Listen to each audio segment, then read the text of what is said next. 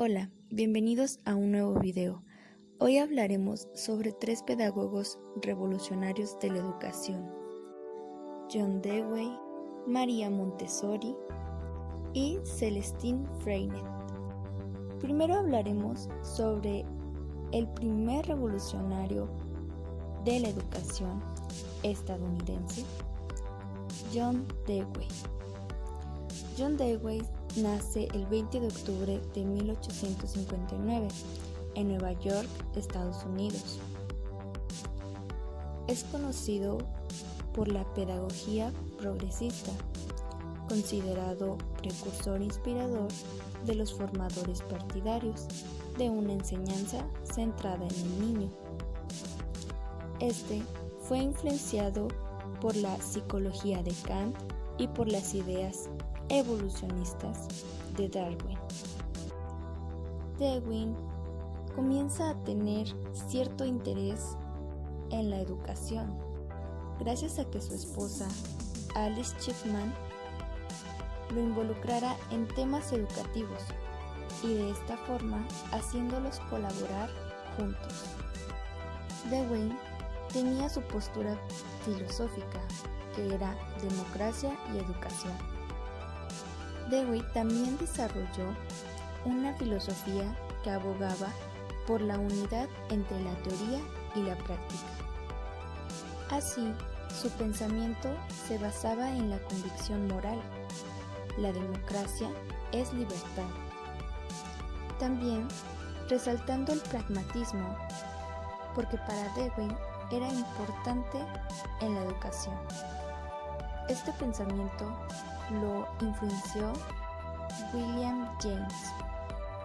Ahora bien, Dewey estaba convencido de que muchos problemas de la práctica educativa de su época se debían a que estaban fundamentados en una epistemología dualista errónea. De esta manera, Dewey sabía que los niños no iban a la escuela como pizarras en blanco, en donde los maestros escribían en ellos lecciones de la civilización, pues los niños ya eran intensamente activos. De esta forma nos da a entender que el cometido de la educación es tomar dicha actividad y orientarla. Dewey representa 4 impulsos innatos que el niño cuenta al asistir a la escuela: comunicar, construir, indagar y expresarse de manera precisa. Así, el niño lleva consigo intereses y actividades de su hogar y del entorno en el que vive. De esta manera, el maestro le da la tarea de utilizar esta materia prima, orientando estas actividades a resultados positivos. Dewey se enfrentó a la escuela tradicional, ya que lo único que se esperaba del niño era recibir información y aceptarla. Él siempre estuvo en constante crítica con los tradicionalistas por no realizar las asignaturas del programa de estudios con los intereses y actividades del niño, poniendo como tarea difícil a los maestros reincorporar los temas de estudio en la experiencia, y de igual manera el maestro debía integrar la psicología. Dewey dice que las personas utilizan sus talentos para contribuir en el bienestar de su comunidad. Entonces, la finalidad de la educación en toda sociedad democrática es ayudar a los niños a formar un carácter con hábitos y virtudes, hecho que nunca se ha visto empleada.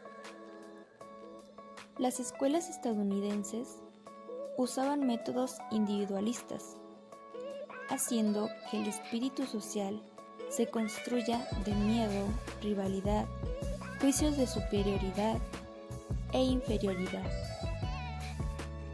De esta manera, Dewey decía que para construir un verdadero espíritu social de los niños y desarrollar su espíritu democrático, tenían que organizarse de manera cooperativa, pues éste será miembro de una sociedad, teniendo conciencia de su pertenencia y a la que contribuirá. Por último, podemos notar que la teoría educativa se centra en el maestro. ¿Por qué? Porque la aptitud del maestro es importante para crear una clase con un entorno adecuado. De esta manera, el niño tendrá un carácter democrático. John Dewey decía: la educación es el método fundamental del progreso y la reforma social. El segundo personaje de la revolución educativa es María Montessori. María Montessori nace el 31 de agosto de 1870 en Chiaravalle, Italia. Montessori fue médica, educadora, psicóloga, filósofa, psiquiatra y pedagoga. Es conocida por la filosofía de la educación que lleva su nombre y sus escritos sobre la pedagogía científica. Montessori fue la primera mujer en romper expectativas de género al querer convertirse en ingeniera, pero al parecer cambia su decisión por la medicina y se gradúa de esta en 1896. Fue también miembro de la Clínica Psiquiatra Universitaria de Roma, para posteriormente estudiar antropología, obteniendo un doctorado en filosofía. Tras la independencia de Italia, el país se vio en una economía complicada. De esta manera, Montessori se interesó en los problemas sociales, exponiendo la importancia de la educación y la atención en niños con diferencias mentales, y planteó la relación entre el abandono infantil y el desarrollo posterior de la delincuencia. Trabajó con niños perturbados mentalmente, dándose cuenta del potencial, solo que se forma disminuida, pero podían ser desarrolladas nuevamente para una vida mejor y no ser una carga para la sociedad. De esta manera, en ese momento ella decide dedicarse a los niños el resto de su vida.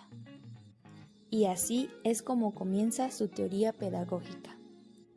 A partir de la observación de un niño que jugaba con las migajas de su comida, le hizo ver la importancia de la manipulación de materiales que representaría la realidad y la actividad, con el fin de mejorar la inteligencia del ser humano.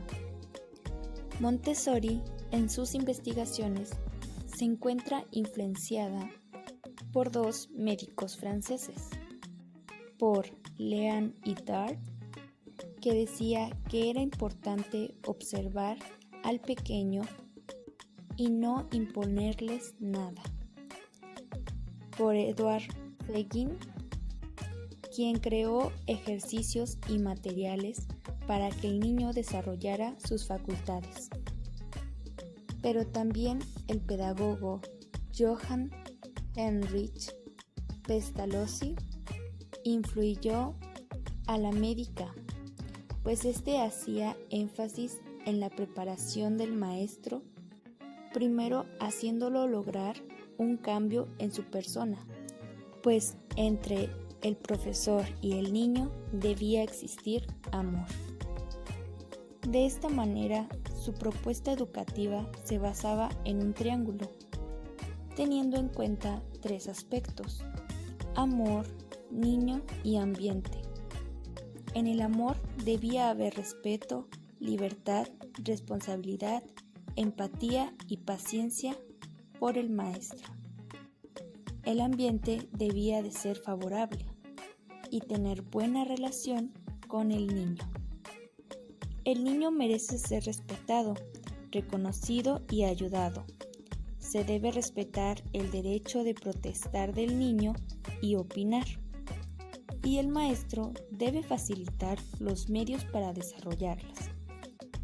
Así es como Montessori crea la pedagogía científica, en donde elaboraba sus materiales y su filosofía. Ayudó a los niños a ser activos y a ser responsables, teniendo buen uso de su libertad. Los principios básicos del método Montessori son: la mente absorbente de los niños. Los niños tenían toda la capacidad de absorber cualquier conocimiento. Los periodos sensibles. En estos periodos se puede adquirir una habilidad con facilidad. En el primer periodo sensible, el lenguaje es de los 2 años a los 6 años del niño. En el segundo, de la coordinación de movimientos a partir de los 18 meses a los 4 años. En el tercero, el orden, se presencia desde el nacimiento hasta los 6 años. En el cuarto, del aguzamiento de los sentidos a partir de los 18 meses a los 5 años. En el quinto, comportamiento social, a partir de los 2 años a los 6 años. Sexto y último, los pequeños objetos. En este es un periodo corto en el transcurso del segundo año del niño. La autonomía de los niños. El material debe estar al alcance de él para usarlos y guardarlos. El adulto solo debe intervenir cuando el niño pida ayuda. Esto favorecerá la autonomía del niño. Un ambiente preparado. Un ambiente organizado cuidadosamente para mejorar el aprendizaje y crecimiento. Estos espacios deben de ser luminosos y cálidos, con un lenguaje y usando las matemáticas, ambientándolo con plantas, con arte, con música y libros. El papel del adulto debe guiar al niño a su desarrollo personal, dándole a conocer un ambiente bueno y sano. También desarrollará aspectos sociales, emocionales e intelectuales. Por ello, el educador está al servicio del niño, cultivando responsabilidad, amor y sobre todo humildad. Ayuda de padres. Montessori dice que cuando el niño tenga una duda, debe consultar con sus padres, luego consultar con un compañero de mayor edad, después a un libro y por último a un adulto. Celestine Freinet. Celestine Freinet nació el 15 de octubre de 1896. Freinet fue un maestro y pedagogo francés. Se le atribuye a Freinet la gestión del llamado materialismo escolar. En ella engloba la introducción de la imprenta en la escuela, el texto libre y el método natural de la lectura y escritura. Fue el creador en 1928 de la Cooperativa de Enseñanza Laica y de la Escuela Proletariada, que después se convertiría al Instituto de la Escuela Moderna de Freinet. De igual manera, es considerado fundador de la Escuela Moderna Sindicalista. En 1920 inicia como maestro de la escuela de Bar-sur-Loup, en los Alpes Marítimos, y así comienza a desarrollar su faceta de activista pedagógico. Freinet innovó la clase, creando una clase paseo, en donde se observa el medio natural y humano, en donde se llevarán los ecos orales y después los escritos. De esta forma, para Freinet, el estudio del medio solo tenía sentido cuando se intentaba obrar sobre él y transformarlo, y con ella se ampliarían y enriquecerían dos dimensiones complementarias: los testimonios individuales. De esta manera presentarán a la clase acontecimientos que les haya llamado la atención, para de esta manera originar el texto libre, y por otra el diario escolar, difundido en el medio familiar y en la correspondencia interescolar, para comunicar los testimonios individuales. Para Freinet, el aprendizaje del cálculo es un instrumento de acción sobre las cosas. Les ayudaría en el campo a pesar los productos y calcular el precio del costo o los intereses a cobrar. De esta manera también transformó los aprendizajes, como el aprendizaje de lectura, ya que Freinet consideraba que el texto es el producto de una voluntad de comunicación. Por esta razón, utilizará el método global de su perspectiva. También la enseñanza de las ciencias, la historia y la geografía, pues promueve la ilusión y la curiosidad en los alumnos del medio para buscar la explicación de los hechos. De hecho, la historia y la geografía parten de este medio, de los acontecimientos, buscando testimonios orales. Freinet se basaba en 3 principios para sus técnicas: la libertad de expresión, la vida en cooperación, juego y trabajo, funciones naturales del humano para satisfacer las necesidades y luchar contra la existencia. Por último, también mejoró el entorno escolar. Primero, los planes de trabajo, que se hacen colectivamente a partir de las necesidades del grupo. La biblioteca de trabajo, para el material se tenía acceso libre. La asamblea de la clase plantea los problemas y busca soluciones para mejorar la clase. La distribución del tiempo debía tener flexibilidad y debía ser planeada dependiendo al trabajo del grupo y las tareas individuales. También la evaluación era importante, pues los alumnos anotaban los niveles alcanzados y las dificultades. Y la organización del aula. Freinet criticaba a la organización tradicional, pues se caracterizaba por tener pupitres rígidos, maestros en tarimas, muros grises, mapas, y la inmovilidad y el silencio de los alumnos era muy marcado. De esta manera, Freinet utiliza espacios más grandes, con grandes ventanas, trabajando fuera del aula, en grupo, y se eliminaba la dichosa tarima. Para concluir, los 3 revolucionarios de la educación buscan un fin común, y es mejorar la calidad de vida del ser humano y su sociedad.